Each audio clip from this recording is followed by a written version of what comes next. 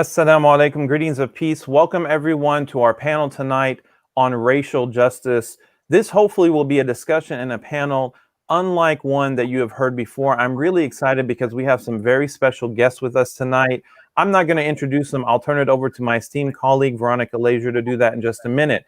But as you know, we are right now in America, 2020, dealing with the twin pandemics of coronavirus as well as racial injustice in our country that is really being fueled by this societal ill of police brutality. So tonight we really want to tackle some very serious questions, and we want to try to learn how we can not only be advocates for racial justice and perhaps the anti-racist that Ibrahim in his beautiful book, How to Be an Anti-Racist, but how we can also be allies to community by the great injustices that our country has been plagued with for hundreds of years. So without further ado, I'd like to turn it over to Veronica Laizure, and she's going to introduce the panel. Assalamu alaikum and good evening. Thanks, Adam, for the introduction. I am so excited to be hosting this panel. And I want to take a few minutes to approach this as a little bit more of a conversation rather than a formal panel where someone asks questions and then we go down the line and everybody answers. Because one, I hope to count all of our guests tonight as my friends, and two, because I think that when we are talking about a topic like racial injustice, it's better to approach it as colleagues and friends rather than from a more formal and less honest perspective. So before I give our guests a chance to introduce themselves, I want to be really honest with our audience tonight. When I conceived the plan of this panel tonight and put together panel questions, I was approaching it from a perspective of let's try to teach people what they can do. I was coming from a vision of what I looked to create with this conversation. And so I drafted up some panel questions and I sent them around to our guests, as you do, because I like for people to feel prepared to join me for these conversations. And I received some really generous and gracious feedback about the questions that I had sent to our guests tonight. I had planned to ask things like, how can we start and continue conversations of racial justice with people who aren't there yet, right? How do we deal with our feelings of hopelessness? How do we deal with our feelings of exhaustion? And it was pointed out to me that by asking my colleagues, by asking my friends, particularly my Black friends, to answer these questions, I was putting the burden of solving oppression on the folks that experience that oppression. That even though I am someone who works in the sphere of promoting racial justice, I was in fact perpetuating racial injustice, that I was perpetuating anti-Blackness by asking my Black colleagues to answer questions that frankly I should have the fortitude to answer myself.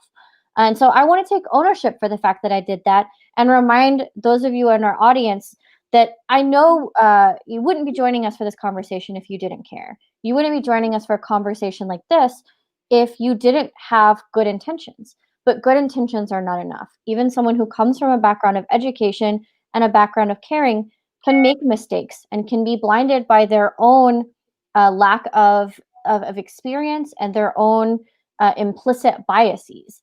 And so I want to start this conversation from a place of honesty and ownership that I am still learning. Anti-racism is not a goal, it's a journey. It is not something that we can consider ourselves, for those of us who are not Black, it's not something you can consider yourself accomplished in. It is a constant, lifelong decision. And so I want to remind our audience of that, and I want to take ownership of the fact that that's the way I would like to approach my commitment to racial justice. So with that being said, and kind of that disclaimer, I would like to give our guests tonight the opportunity to introduce themselves because I'm sure that they could do that much better than I could. So if I can just start from order on my screen, Masood, would you like to introduce yourself? Yes, alaikum. My name is Masood Abdul-Haqq. I am a businessman, and a consultant that lives here in Oklahoma City. Full disclosure, I am on the CAIR board. So, I feel like that's a necessary disclaimer for any of the discussion that comes. I believe we're going to be discussing one of the initiatives that CAIR has undertaken. Yeah, I just try to be an asset to my community in any way possible. I am involved with a few nonprofits that address some of the concerns that are going to be talked about tonight. And I am involved with different factions within the community that are also working to help bridge some of these gaps that will also be discussed. So I'm happy to be here. Honored to be on such an esteemed panel. I was telling the people backstage that I'm a big Ware fan. So, and just our little exchange before with Mana, I'm very excited to hear what you guys have to say. So thank you for having me. Wonderful. Thank you, Masood. That's a great segue into allowing our next guest to introduce himself. Professor Ware. Hello, my name is Lawrence Ware. I am a professor of philosophy up at Oklahoma State University in Stillwater. I'm also co-director of the Center for Africana Studies here in Stillwater. I'm just a fan of Masood and Mana, so I'm happy to be here. Really, I've been working with CAIR for a number of years. It's been a number of years I've been working with you guys. You guys have had me talk on panels. You've had me present. So very looking forward to the discussion. Happy to be here. Happy to be engaged and in community with everyone, in particular Adam, who is he's trying to hide it. He's a professor up here, and we are happy to have him. So anytime he asks me to do anything, I'm going to say yes. So happy to be here. You had to out me to my OU friends. All right, I see. Nobody cares about OU people. This is OSU conversation. Well, I think Mana, this is your time. Last but certainly not least. Assalamu alaikum, everybody. My name is Mana Tahaie. I am a racial equity consultant based out of Tulsa, although right now I'm coming to you from our family home in the OKC metro area. Very pleased and gratified and honored to be on this panel, and very excited to get into the conversation. Thank you so much. I'm so glad to have all of you joining me this evening. I know that all of us here we're friendly, we're comfortable with each other, and so I honestly wasn't sure how to approach drafting panel questions for a group like this. But I think a good place to start might be to share the CAIR Oklahoma plan to combat racial injustice that we have released just this past August, and that is still kind of a work in progress. So it became very clear to us, particularly in the protests, during the time of the protests following the murder of George Floyd, that we as a nonprofit and as a social justice organization had to reaffirm our commitment to justice and equity, and that we could not do so without a plan that addressed racism and specifically anti-Blackness within our communities. And so we drafted what we call our 5-point plan to combat racial injustice that contains both some abstract principles as well as some concrete actionable items that we're hoping will inform our work as we move forward in what is really a revolution towards the goal of racial equity. So our 5-point plan really starts with kind of the internal, addressing our own internal implicit biases, educating ourselves on the fact that Black history is American history, and that the erasure of Black contributions to American history and culture has been deliberate, and that we must educate ourselves past that block. And then moving on to the organizational level, that we cannot be an organization that fights for our community without equitable representation within our community. And then finally, manifesting these commitments, these principles into our external work.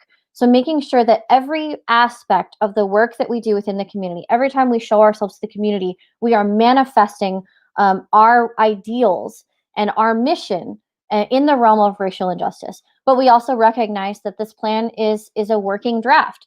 This is certainly not the end of our learning process. And so I would really like to open up the floor to contributions from our guests to talk about some of the aspects of our plan and potentially where we could improve, where we could make things better. So I not going to call on people. I just feel comfortable letting people jump in wherever you'd like. But so what are your thoughts?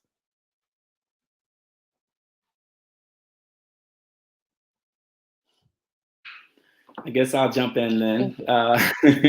Well, I was privy to the plan, and I've seen some of the previous iterations of it, and I've seen the involvement and development of it. And I know it's a tricky situation, with language. Some of the same issues that you addressed in your opening that you stated so well came up, and we want to always make sure that you're not offending people when you're trying to help them. I think that the plan, it has a great bone structure, I'll say.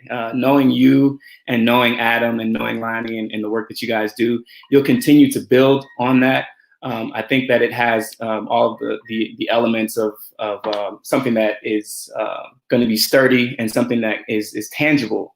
Because a lot of times, and when we discuss some of these other plans, a lot of times people just throw just words out there that good, and it's really hard to say, okay, so how did we meet this objective? And we tried to hammer down on that when we looked at it as a board, and I think that you guys addressed it. I know I'm being very vague, but I wanted to leave something because I wanted to hear what the professors and the consultants had to say. Well, I guess I'll jump in. And then I'm sure Mana will come right behind me. But one of the things that I really appreciated from the plan was your dedication to education. I'm a professor, and so I'm very big. I teach an entire course on Martin Luther King Jr. and Malcolm X, and the deviation in their thought and the similarity in their thought, and just how people don't understand that, and it leads us into discussions of Black Panthers and whatnot. And I think that a fundamental thing that needs to happen in America is a fundamental reckoning with the history of how we have both treated and mistreated people of color, Black people in particular. And I think that doing this education, it looked like it was a monthly thing, and you guys were bringing in speakers and reading things and whatnot. I think that's very important, because it's very important for us to not be ignorant about the past and not be ignorant about history, but rather to reckon with it. And you cannot reckon with it successfully until you are educated about it. So I was very pleased with that portion of it. I would like to see it more than just once a month. It seems like once a month seems not enough. But at least you're making a step in the right direction. And so that's something to be commended on. Yeah, I definitely agree with what my fellow panelists have mentioned. I think that in an era where a lot of organizations are sort of posting platitudes and equivocating and maybe throwing up a Black profile, a Black square as their profile, and kind of checking that off the list, it's refreshing to see an organization that, number one, actually names it a plan. Number two, addresses anti-Blackness explicitly. Number three, recognizes that there's internal work to be done, even at a civil rights organization. Number four, includes actionable, measurable, regular activities. Also, that it is recognizing this process is iterative, that the work is iterative, that we're all a work in progress, and our plans should be as well. And just this conversation right here, the openness to feedback, inviting alternate viewpoints or input and things like that. Those are all things I love to see, and would really encourage any client of mine to do the same thing. Where I think that there's room to strengthen. I think one thing to maybe consider is, where does this advanced analysis that you all are going to be achieving in the training, where does it show up in the work, right? Like, how does it inform your priorities? How does it inform your advocacy?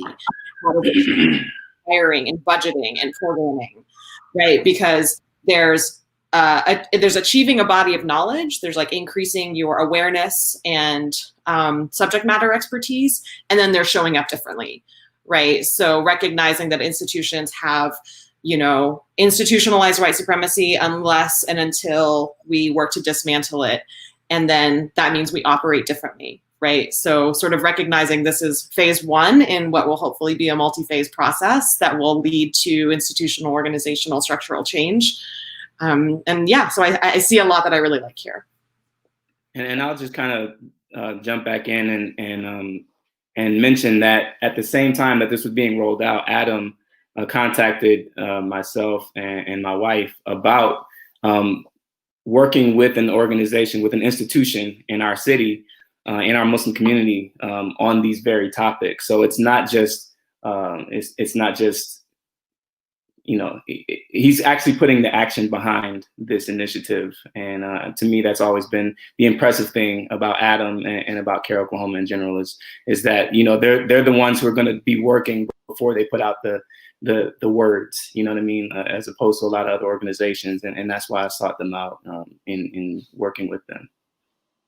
And really, one additional thing that I want to say, because as I was listening to Mana, it brought it to mind about how so many organizations, really within the past year, have started to celebrate Juneteenth, and they've started to put up pictures of, I don't know, whatever, Black people.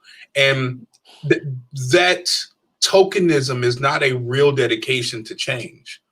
You could put up an image of a Black person, of Martin Luther King Jr., let's say, and feel as though you've done something, and you have not done anything. And one of the things that I really appreciate that you guys are doing is you're not doing those tokenistic kinds of things. You're not putting up a picture and saying, oh, Malcolm X was a famous Black man and you need to know who he is. No, you're not. You're doing more than that. You're actually trying to learn their ideas. You're actually trying to engage their ideas. You're actually trying to see where their ideas may be applicable to what you're interested in and implement those ideas, and also recognize that some of those ideas might diverge from where you're trying to go. And that's okay, but it's important to actually engage the ideas as opposed to being, you know, oh, these Black people, they're great. That's not good. I have a severe problem with this notion, and I'm getting on my soapbox and get off of it in a second. But I have a severe problem with this notion of people just, you know, showing this picture of 1, 2 Black people, and that's engaging things, and that's doing something significant. That's not. It's laughable. It's terrible. And I'm happy that you guys are at least trying to, in your own way, to make steps to implement their ideas, and I appreciate that. You guys should be committed for that. The other thing I thought really stood out to me, and I would love for Masood to talk a little bit more about this. So we're all friends here. I'm going to get real about my own experience growing up. And Get real. Let's go. You know, growing up in an immigrant community that is acculturating into American identity, right? And specifically, you know, you lifted up in the plan and named the specific version of anti-Blackness that shows up in American Muslim communities, right? And really needing to reckon with that. I think that's so important, and something that I think is oftentimes overlooked in multicultural spaces, where we believe that by virtue of our, you know, ethnic or racial diversity, we are sort of immune from the larger cultural forces and the conditioning that we all get, right? And yet, right, coming from an immigrant family, I can tell you that one of the cornerstones of assimilating into American culture is to internalize anti-Blackness. And that is like a hallmark of the identity development process. And so getting super real about that and recognizing how that shows up, again, even in our multicultural spaces, is, I think, you know, something really critical to this process, and also something that I think is going to be one of the tougher sort of pieces, because it's not like these struggles exist alongside each other, right? These are like intertwined, and we've seen them throughout history. Yeah, I mean, I was born and raised Muslim, and my father identified with a group of Muslims who were very Eastern centric, specifically, you know, Southeast Asian, Desi type of community. So naturally, when it was time for me to go to a madrasa or to a school to learn, you know, about Islam or to learn the Quran and things like that, he slanted toward, you know, sending me to a school that had a Pakistani teacher. I think I had a Somali teacher as well. But it was a school that was run by immigrant Muslims. And when I tell you that, you know, the worst discrimination, racism, you know, just kind of overt, you know, you're less than me type of mentality, you know, as a child, you know, 11, 12, 13 years old. It came from there, you know, and if you sat me down and told me and showed me a picture of an older, you know, Middle Eastern or Southeast Asian man and a picture of an older white man, and say which one of these people is more likely to be a racist, I'm not going to pick the white man, right? So that was my experience growing up, and that's what was associated with, you know, me studying the Quran. You know, this is a place that I went to learn, you know, the details, like the nitty gritty of our religion. So, you know, you had to really be able to internalize the good of the religion in order to look past that. You know what I'm saying, and continue to see the good in the people and good. You know, most of the racial fights that I was ever in was with Muslims. You know what I mean? And now as a parent, we have to make like real decisions. Like, where do we want our children to first experience their racism? Do we want it to come from people who are not like them? Do we want it to come from non-Muslims, or do we want it to come from Muslims? Because, you know, there's a lot of former Muslims out there in the world who could attest to the fact that the racism that comes directly from the Muslims is 10 times worse than the racism that comes from the so-called other, right? Because those people are the ones who, they don't understand, you know, they're not like us. They don't have the deen, or they don't know about Allah or Muhammad, you know, but the ones who say the same things, they pray with you, and then they call you a nigger. Though that's the worst. And Masood, I just want to jump in real quick and say, you know, that's part of where the inspiration for this work came from. Long before, you know, what happened to George Floyd happened, long before Veronica sat down and actually put this into writing, we saw as an organization that represents the Muslim community in the most broadest sense, that we not only represent Muslims from Southeast Asia and Arab countries and from Iran and Indonesia and Malaysia, but we represent the largest ethnic group of Muslims in America, most importantly, which is the Black Muslim community. And I have been on my own path spiritually and historically learning about the history of Islam in America. And I've used an opportunity of my Muslim privilege, if you will, to explain to Muslims that, look, the reality is, whether you like it or not, while you are going against the very teachings of your religion by using racist terminologies and by marginalizing people within your own faith, you're also ignoring the history of Islam in America, which is that Muslims were brought to this country on slave ships as African slaves. Anywhere from 10 to 15%, maybe even more, of the slaves that came to America were Muslim. And the coming of the Nation of Islam in the 1950s and 1960s, and what came out of that with Malcolm X leaving and later Imam Warithdin Muhammad, that's what laid the foundation for the Muslim community we have in America today. If it wasn't for the sacrifices of people like your parents, Masood, and generations before of Black Muslims, I wouldn't be here today. We wouldn't have this growing Muslim community. So that is part of the inspiration for us starting this journey years and years ago, and recognizing that as a civil rights organization, if we're really going to promote this idea of social justice, we have to start within our own community. We can't be, you know, yelling and screaming about Islamophobia and what it's like to be called terrorists, or what it's like, you know, for young Muslim women to have their hijabs ripped off. Yeah, we have to speak out against that. But what's it like to speak out against that on the one hand, while we are harming each other internally on the other hand? So that's kind of where the inspiration for all of this came from. And I want to point out an evolution in thinking that has happened at our office that I think is really interesting. I know in some of the previous work that CAIR Oklahoma has done, talking about kind of the history of Muslims in Oklahoma, we would kind of, we had in the past been more focused on the influx of immigrants to Oklahoma and the founding of some of the first larger, more expensively built masajid. And over the past year and over our growth in thinking and understanding, we realize you cannot talk about Muslims in Oklahoma as though it started like at some point in the 20th century. I mean, that right there was a blind spot that we had. That was a flaw in thinking that we were having in our office, even like, again, well-meaning educated people, that we messed up. And that is an area of growth that I think has been really significant, that when we talk about Muslims in America, we have to acknowledge that the oldest mosque in Oklahoma was founded by Black Muslims, and that you cannot talk about this history in Oklahoma without explicitly naming the struggles of the Black Muslims who did this work.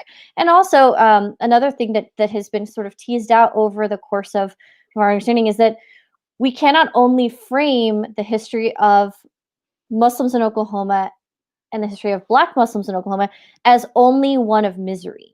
There's so much joy in the community to be acknowledged. And Masood, you reminded me in your feedback that this has been a tough year for many of us, but it's also been a great year for many of us. There is so much to acknowledge, so much pride, so much leadership, so much joy coming out of the communities that we serve. And if we are not part of acknowledging that, if we leave that out of our analysis, we've missed not only a vital part of our constituency, but a vital part of like what makes us an organization. And so I'm so grateful that we're able to take that learning and to take that experience. And I just think it makes us a better organization. It makes me a better professional, it makes me a better person, it makes us a better organization overall. And we've been so grateful for that opportunity.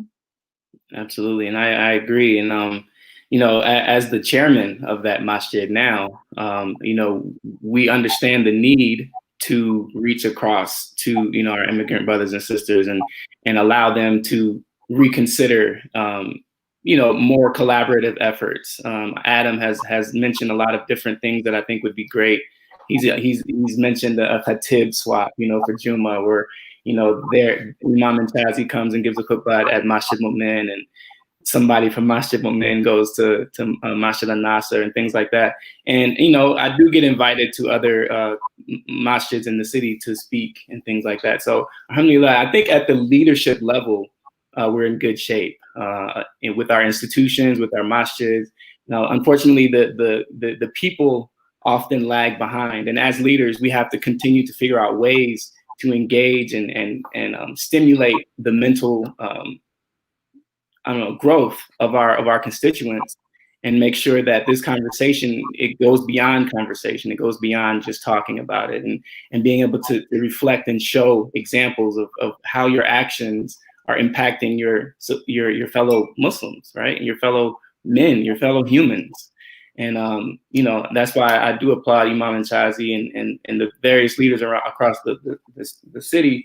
And I am here and available to continue to help that mentality to kind of trickle down to the rest of the community.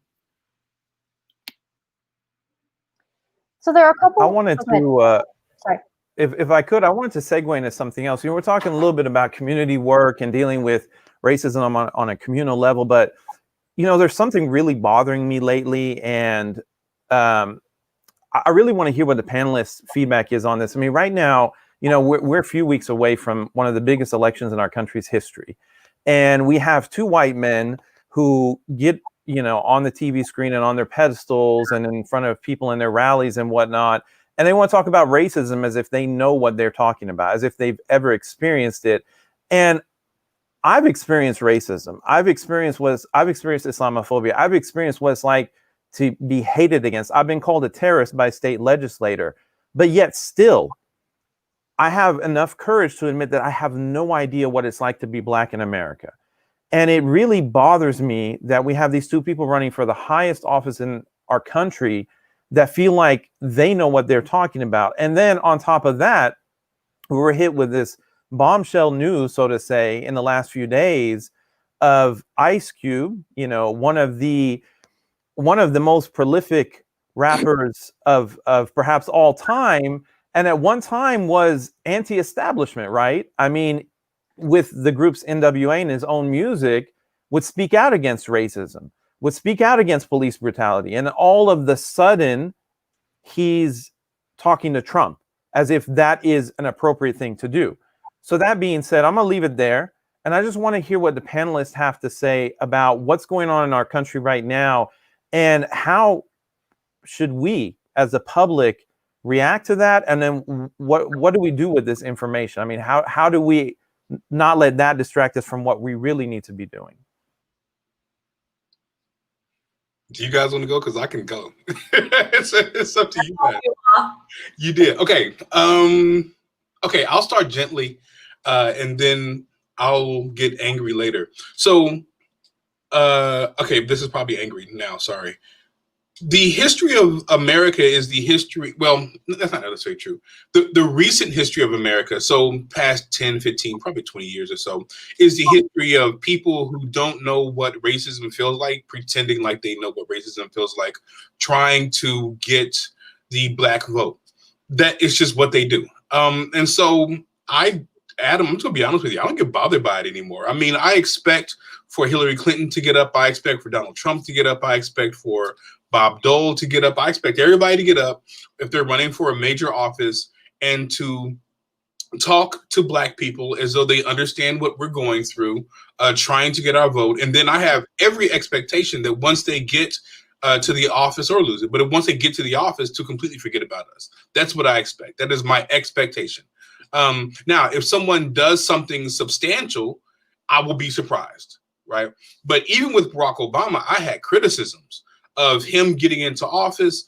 And I mean, we need to reckon with the fact, and I'm sorry to my mom, I'm sorry to my cousins, I'm sorry to my auntie and them who love Barack Obama, but we need to reckon with the fact that the Black Lives Matter movement came to fruition under his presidency, right? We are here today in the Black Lives Matter movement because of what happened under his presidency. And so, I mean, that's just what I expect to happen. Now, Ice Cube is weird. I mean, Ice Cube, okay. But it wasn't just Cube, right? It happened with Jay-Z too. I mean, with willing to work with the NFL. And I understand they're in a position to. No, Adam, I'm not going to talk crazy about Jay-Z now, all right? Because I'm a. But people criticize him for that too. I'm just saying the criticisms are. I understand they're different levels. They are. But Jay-Z also, you know, was criticized for being willing to work with the NFL, even though the NFL basically blacklisted Kaepernick. So I mean, there are. The concerns of people are coming from the same area, in my opinion, but I could be wrong. I just feel personally attacked by you talking bad about Jay-Z, and that's a personal thing. I love Jay. Okay, I'm just asking. I realize that Jay-Z has problematic things and partnering with the NFL. I understand that, but I do think that there is a difference between what Jay-Z did, which was a problem, and what Ice Cube is doing, which is a bigger problem. Because Ice Cube is going to the president. Ice Cube is having meetings with the president. That is, for me, a problem. I can't think of a legitimate reason why I would go to a meeting with the president. Now, if there was something legitimate that was happening, I might go to it. But I can't think of a legitimate reason why I would go to the meeting with the president, because I do not have any expectation that I don't expect Biden to do much. I don't expect Trump to do anything, right? And so Ice Cube is being used in a way trying to cater. Well, then there's this thing with what Kanye West is doing. I don't know what Kanye West is doing, but the problem fundamentally, though, is that Ice Cube, it seems as though he has this plan that he's trying to implement, but Ice Cube is he's just the wrong brother. I mean, if you listen to Ice Cube's music going all the way back to the stuff that he made right after leaving NWA, Ice Cube has always had problematic views when it came to immigration, when it came to women, when it came to Jews. Ice Cube has always been a problem. And so I'm not at all surprised that Ice Cube is doing this, but nevertheless, fundamentally, to go and meet with Trump is just a problem to me. I'm not supposed to be getting angry. So I'm gonna stop there. I'm gonna stop myself. I'm defending Jay-Z, but I'm gonna stop myself. I'm so glad we got to. Well, I'll follow that up with I understand what Ice Cube is trying to do, but I think Ice Cube, he revealed a lot when he said that this was born, this idea, this whole scheme came right after George Floyd was murdered, which means a couple of months. So where he messed up is, you know, what I agree with is Black people, this is my stance, you know, I don't feel like Black people have the luxury of pledging allegiance to any one Democrat, any one party, any one political party, right? I don't feel like either one of them has 100% of our interests at heart. And I'd love to see the day where Democratic Party isn't just counting the Black vote as if it's in the bag no matter what. So the idea of having a list of demands, I agree with that. The method with which he rolled it out, you know, it seemed like it was a bit haphazard. And the plan itself, I thought, had a lot of great things in it. But, you know, he did allow himself to become a pawn and be used by the Trump administration, because the Trump administration didn't actually adopt anything that was in the plan, as Roland Martin so astutely pointed out, and dumbfounded our dear brother. But I don't agree with the idea that if your guy loses, that you have to go in the corner and be quiet and don't appeal for the interest of your people for 4 or 8 years, you know, until your guy gets back in. So I get what he's doing from that standpoint, but I think that his rollout had some room for improvement. Well, I think it's fundamentally a question about like methodology, right? Like when you're an organizer, you're always looking at what are your tactics and what's your approach. So when I'm evaluating like what is the right approach, the question is like inside the system, outside the system, within the system, where are your leverage points and things like that. So like if you're gonna work within democracy, right, or I should say within the American version of democracy we live in right now, which is really capitalism, like you're gonna have to work within certain confines or certain constructs that are inherently not designed to bring about equality. They're inherently not designed to bring about fairness. You know, to assume that, you know, to Masood and Law's point, that like either party has the best interests of marginalized people is to fundamentally misunderstand what a two-party system does, right? Which is represent the will of the majority who can pay for campaign donations. Democrats have long assumed that, you know, the Black vote is captured and therefore they have to do the bare minimum. So to put them on notice by saying like, y'all can't take us for granted, like I'm not mad at that, right? I'm not saying that platforming or legitimizing or validating Trump in any way like helps, but what I'm saying is to pretend like the Democratic candidate is receptive, to pretend like the Democratic candidate is like foregone, you know, the foregone conclusion around like protecting people of color's interests is like to completely overlook what the history of the two-party system in the US has meant, right? Which is mostly ignoring the folks on the margins. And this brings up some really, you know, some really troubling patterns that I think have been kind of threads of this conversation. And one is the need for meaningful representation, right? It is not enough just to have brown faces in a photo op, right? We know that representation goes beyond who is sitting at the table, and it's looking at whose contributions are valued. And for so long, representation has been kind of a zero-sum. Uh-oh, we lost her. All right, we lost her. Her internet was internet. So, Lawrence, I want to go back to Jay-Z because I love Jay-Z. I respect him. Okay. Hold on. No, wait, man. No, wait. Let me clarify. He's better. No, hold on. I want to ask you this question because I think it's important for the viewers. Okay, we're talking about two different things. Okay. Politics is one thing, and I think we're all on the same page about that. But outside of politics, if like what happened with the NFL and Jay-Z, is that a way to fix the system? If there's a problem within the system of racism and you want to fix the system, do you say, okay, I'll agree to be a part of that system and try to fix it? Or is that not the best approach? That's a really hard question because you're asking me about culture. I mean, I do think, hey, Veronica's back. Okay, Sorry. No, you're cool. I do think that it does matter to be in the room. I'm thinking of the Hamilton song, I Want to Be in the Room when it happens. But I'm sorry, it just came to mind. But I do think it's important to be in the room. I do think it is important to have a meaningful seat at the table, not just a seat at the table, but a meaningful seat at the table where when you talk, people listen, right? And I do believe that Jay-Z has enough cultural capital, although he hasn't really done anything musically in 5 years or so. But I do think, don't look at me like that, Mona. I do think that he has enough cultural capital that when Jay-Z talks, people listen. So I do think that does matter. It does matter that people listen to him whenever he talks. Now, Does it mean that he sold out? Yeah, he sold out.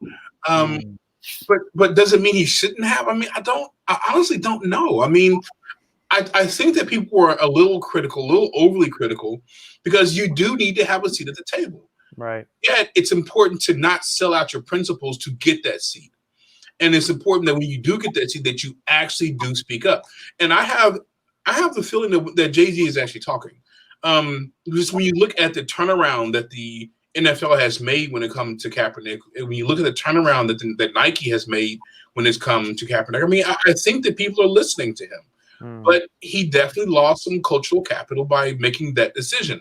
I think it was a decision that needed to be made. I applaud him. I'm not going to criticize him for it, but he definitely made some trade-offs to partner with them. Now, I'm not probably as radical as I should be. I'm sure Mana, once I'm done, is going to say something about how Jay-Z sold out, because I know how Mana is. So she's going to come right behind me and say that what I'm saying is wrong. And that's fine. But nevertheless, I do think it's important to have a seat at the table. Go ahead, Mana. Oh, I'm like I said, if you believe in capitalism, which Jay-Z does, right? Like, this is what you do. This is like, I think that you're going to legitimate a capitalist system if it serves you. And this serves Jay. It keeps him relevant. Musically, the most relevant thing he's done is take care of Blue and M so that B can produce some, albums. And wait, no, that's too far. That's too far. I'm not gonna let you disparage the brother. If you're gonna go there, I'm gonna go there. No, but my point is, right? Are you, what's the expression? If you're not at the table, you're on the menu. Mm-hmm. So like those are trade-offs we're making all the time as like activists and organizers, right? Am I going to legitimate a space by being in the room? A space that doesn't deserve to be legitimated at all? Or am I going to be in the room and serve to try and at least do harm reduction, right? Like NFL was going to do what NFL was going to do. So maybe Jay thought, okay, at the very least, I can be in there to be a bumper, right? To keep the worst thing from happening. Or he could say, I want to be in the room because I know that I'm able to, like you said, with my capital, be able to shed light on some things, say some hard truths, push the envelope further than maybe they were willing to. The thing about social capital is it's easy to acquire it, but once you have it, you want more of it and you never spend it. And like at some point you have to start I haven't heard him, and I haven't been following Jay very closely, so I could have missed something, but I haven't heard him say anything risky yet. Right? I haven't heard him say, okay, I've been in the room for like a year now or however long he started this, and like it's really time for us to like put up or shut up, and this is what needs to happen. I don't know what's happening behind closed doors, right? Like I know some people on the inside. I haven't asked them what conversation's been had, but I do feel like the longer he stays in the room and there's not some really transformative stuff happening, the more I come to the conclusion that he might be selling out. But I don't know. Like institutions take a long time to turn around. This work is generational. Yeah, I'm a Jay-Z fan as well, so I'm with you, La. I mean, it's hard to not appreciate his climb and his story. As a Sagittarius black male who was in business and used to write rhymes and stuff like that. Yeah, I can relate. But what I think the consistent theme is that Black people are not a monolith, right? Like there's going to be your Republicans, there's going to be your capitalists, your socialists, and everything in between. So what I think what we need to make sure is in place is that there's you put everybody in their proper place, because if there's a tiered path to justice, then you want people working on all three tiers. There's not going to be one person who's good at everything. You need people who are disruptors on the ground, in the streets. You need people who are in legislation and being able to push policy behind closed doors. You need people in those rooms with those tall ceilings, right? Jay-Z has become a person who does have a tremendous amount of social capital. His stance on the Super Bowl, I think it bore fruit for Black people and for music in general. I think that you have to look at him long term. A lot of times we don't understand that he's a chess player, right? He plays chess. He said in the diss against Nas, didn't he say, I'm at you annually, right? He said he's at you, and then here we are 12, 13 years later, and he's still dropping a project at the same exact time as Nas, even though he supposedly squashed the beef. Like, this dude is strategic, man. You gotta let the plan take place. You know what I mean? You gotta see what he's actually doing. So if he ends up in NFL ownership, or if there's more Black representation in the general managers and coaches in the NFL, which is a problem that plagues them, I wouldn't be surprised. You know, like, he's the kind of person that pulls strings. And during all of this stuff with the unrest and the protest and, you know, people being arrested, quiet as kept. If you really put your ear to the street, you'll hear things about the Carter Foundation bailing everybody out of different places. You hear about them, you know, funding certain DA races and stuff like that. So he's a quiet person, but I think that you need people like that in place. You know, it's not for everybody, but the fact that he's there, I think, is a net positive for Black people. But I will say this real quickly, and I feel the conversation is going along, but I do need to say this. I have this problem with this notion that if you're going to be down, that you must be overly pure.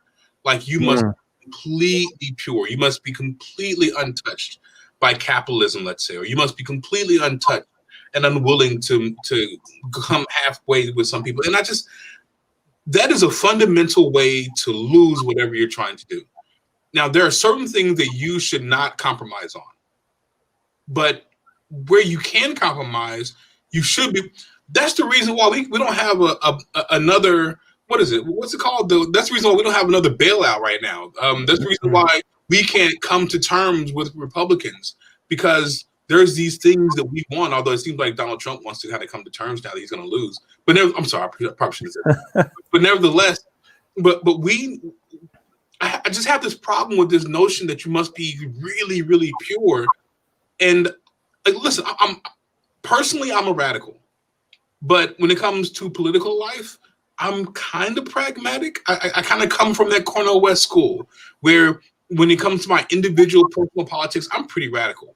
When it comes to other things, I'm willing to at least listen. Doesn't mean I'm going to agree, but I'm willing to at least listen. And that's the reason why, again, going back to Ice Cube, that I don't necessarily have a problem with him meeting with him if he really has this plan that he's worked on for a very, very long time, and he feels as though that this is the only guy that's going to implement parts of the plan. I mean, if you have a really good idea, take the meeting. But my problem is, Masood has already said, my problem is that the plan happened way too late in the game, and he is just an imperfect messenger for this. And so it's a complicated matter. And I don't think that we should not take seriously the complicated nature of what we're talking about. That's my only. Right. Veronica, real quick, I know you probably got some few things, but we're getting time. So I do want to ask this question to the panelists, because I think it's important. I know we've got plenty of people from minority communities, marginalized communities, who are watching this or will be watching this later. So I think this is an important question, because for years within the Muslim community, we've been talking about this very thing, that if you're don't have a seat at the table, you're on the menu. And that was one reason why, as a Muslim community, as CAIR Oklahoma, we established Muslim Day at the Capitol, because we were tired of being on the menu. You know, we saw the anti-Sharia law in 2010. We saw John Bennett, you know, rise to fame by claiming that all mosques are training jihadis. He called me a terrorist and all this kind of crazy stuff, right? So that allowed some politicians to gain this political capital by being anti-Muslim. But the question I have for panelists is, how do you gain that seat at the table while still holding on to your values and your ethics and your culture, without giving up part of who you are and, quote unquote, selling out? I personally think it's about who you're accountable to.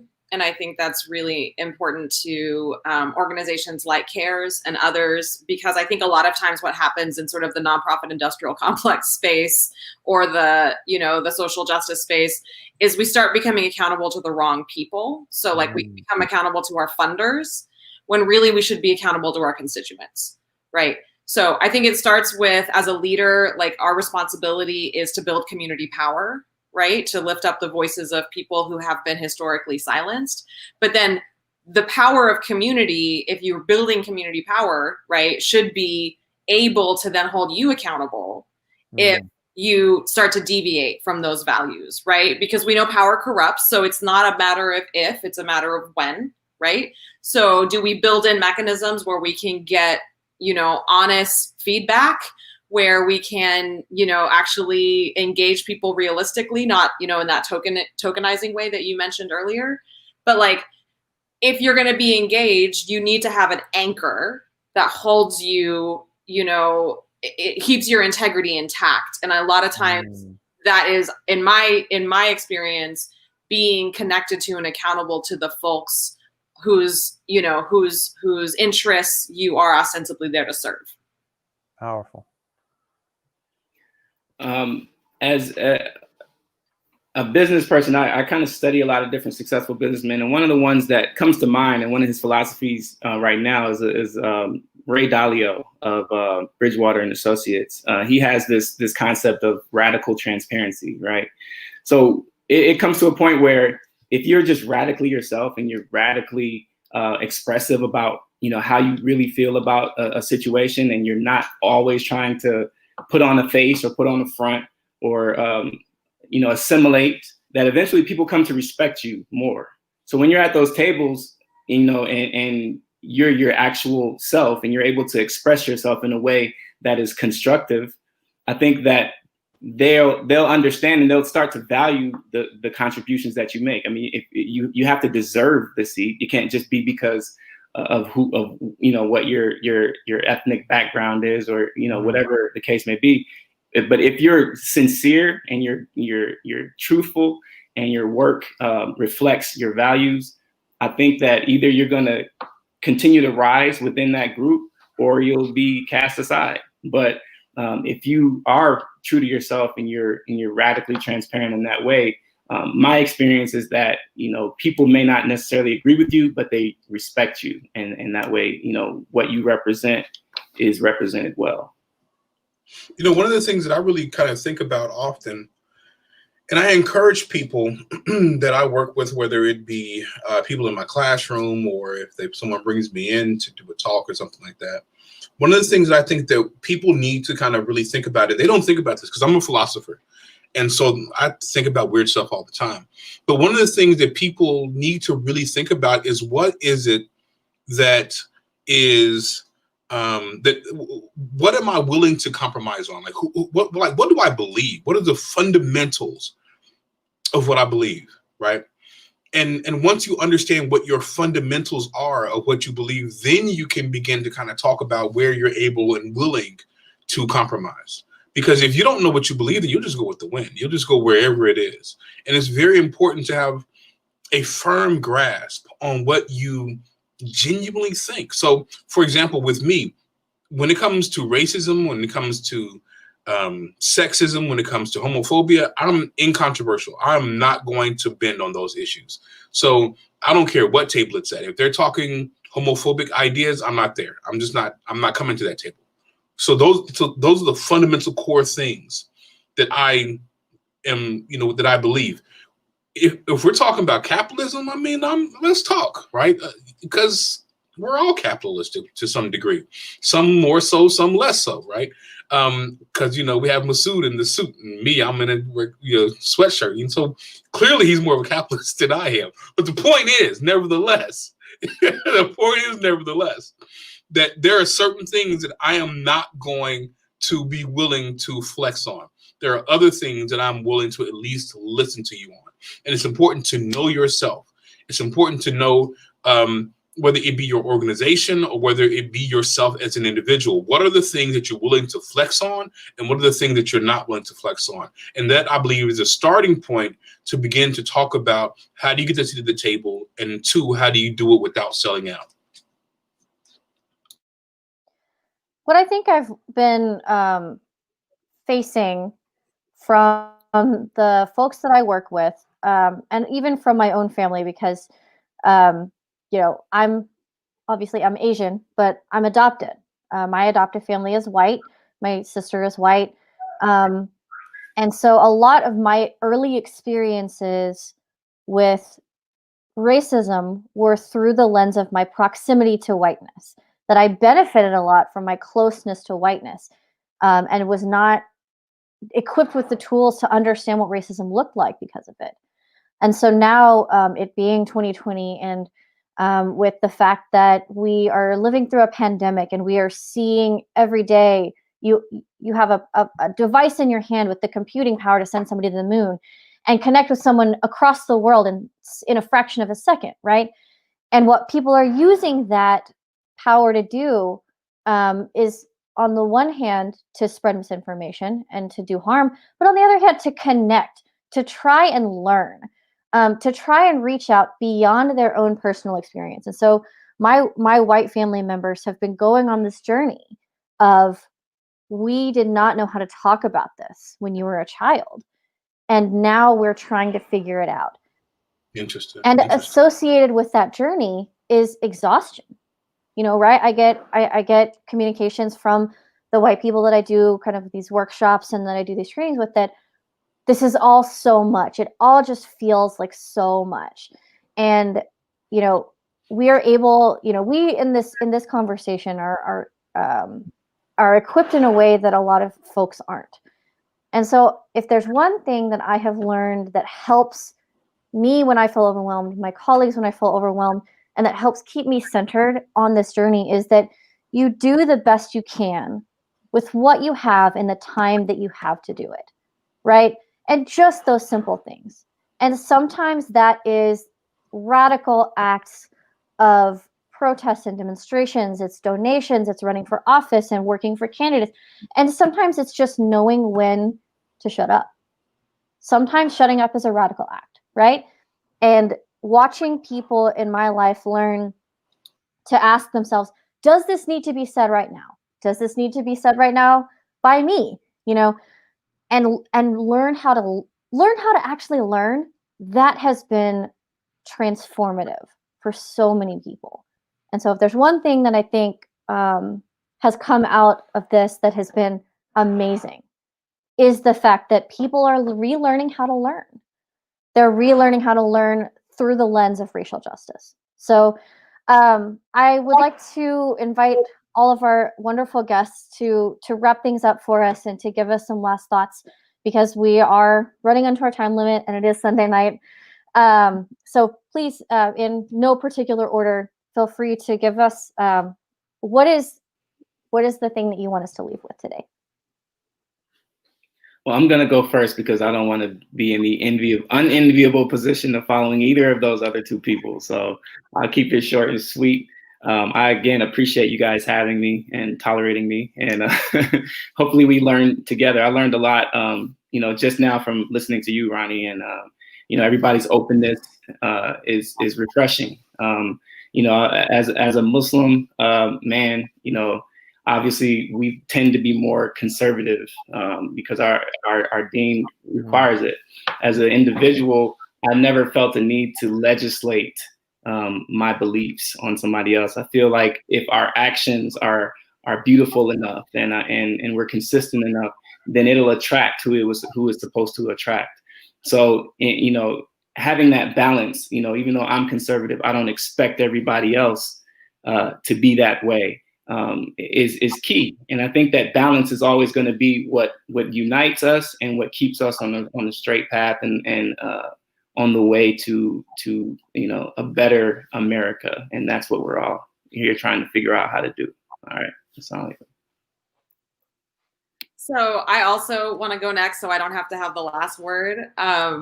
We've touched on so many important topics today, and I think we've barely skimmed the surfacest of surfaces on this conversation. So I think that this is a really good example of why these conversations need to be consistent and regular and frequent within institutions, because there's so much to unpack, right?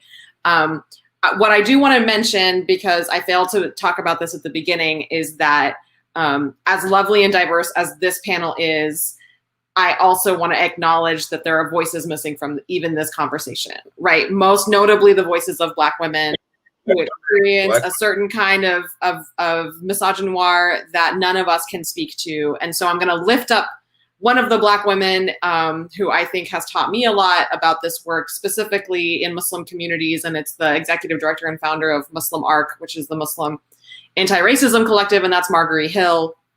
Highly recommend anyone who's doing any work in anti-racism, but especially in the Muslim community, to look them up, to follow them, to donate to them. because I think that they're doing some really groundbreaking work, especially with regard to, anti-Blackness within Muslim communities, and then the intersection of Islamophobia, anti-Blackness, and misogynoir in the larger community. So shout out to Muslim Arc, follow them, do all the things. So I'm reminded, there was this thing that people used to listen to. They don't listen to it much anymore, but they used to listen to this thing called a radio. The way that a radio would work is you would turn on the radio, and depending upon what you tuned the radio to, you would hear different music. You could hear Little John and the East Side Boys. You could hear, Mozart. You could hear Christian radio. You could hear progressive, whatever. The radio was this crazy instrument that people used to use before iPads and iPhones to listen to music. And so this radio was amazing because you could attune it to whatever it was. And all around you at this very moment, there are all kinds of radio waves that are going through the environment, but you need the radio to attune it. Now, the reason why I'm talking about the radio is because our minds are like this radio. And in any day, on any moment, any number of things can be running through your mind. And I think it's important that in this particular moment, dealing with the racial injustice that we see, dealing with COVID, being isolated, to make sure that you attune your mind to the right stuff. Make sure that you attune your mind to what will give you peace. Make sure you attune your mind to the things that will uplift you, because the work that we're talking about is very difficult work. We've already talked about how difficult, how complicated it is. So one of the things that I want to leave everyone who's listening with is just a little bit of encouragement to make sure that as you're doing the hard work that you're doing, make sure you make out time to listen to good music. Make sure you make out time to eat good food. Make sure you make out time to listen to Jay-Z. Whatever you need to do, make sure that you make time to do the things that make you happy and give you peace, because it's hard work. God bless you.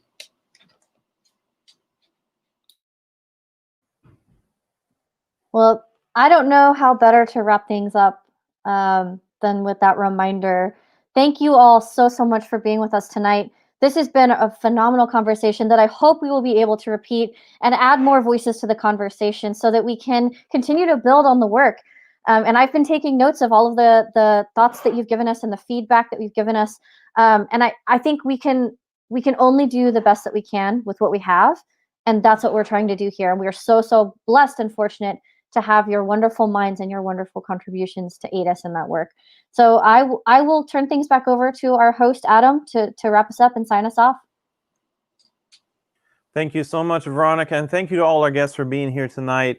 This is just the start of the conversation. There's so much going on in our world right now, and we need to be a part of trying to make the world a better place. And I think if we can just take some of the ideas that our speakers shared with us today and work on ourselves, work on those closest to us, our friends and our family, and then allow that goodness to spread, the world will be a better place. So thank you so much for joining us. And I hope you will continue to follow the work of CAIR Oklahoma. I hope you will, as Mana suggested, follow the work of Muslim Arc, the Muslim Anti-Racist Collaboration, follow the work of Professor Lawrence Ware at Oklahoma State University, and Brother Masood Abdul-Haqq with Masjid Mu'min. We thank you all so much for joining us. Have a wonderful evening. Assalamu alaikum.